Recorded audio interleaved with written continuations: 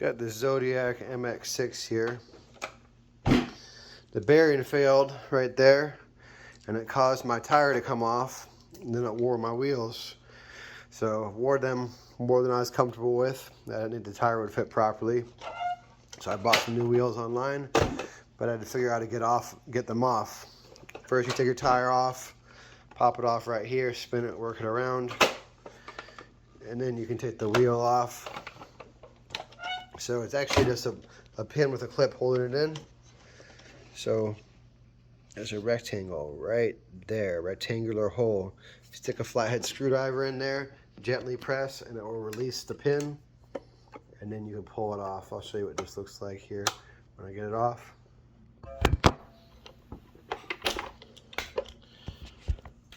Alright, so it did not take much force at all. This is I'm not sure what you'd call it. It's a pin, but there's a locking clip right there. When I gently push the screwdriver in there, it pressed against this locking clip and allowed me to pull the whole thing off. Now, it's a good idea to replace these bearings. I'm cheap, so I'm going to try and not do it. But if you look inside here, there's some notches, and you can use those notches to pop the bearings out, and might damage them when you do that. But then you can replace the wheels, potentially use old bearings or put new ones in. Here's a wheel with one bearing out. So that's the bearing that's still in. There's the bearing that's out. You can see the notch. That notch goes on the inside.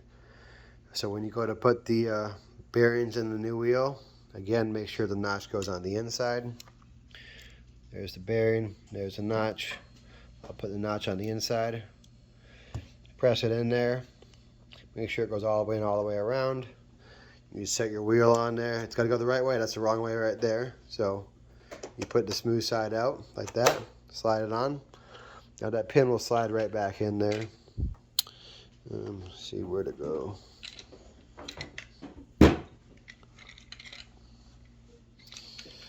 Once I find the pin, okay, there it is. So here's the pin. If you look right there, there's a tab, so that's going to have to line up properly, and it lines up with that notch right there. But you just slide it in. So you line up the tab with the notch, press it down in there. You should hear it click and pop in, and go ahead and pull on it to test it, make sure it's in there good. And that is good. So I can put it all back together now, and should be good to go.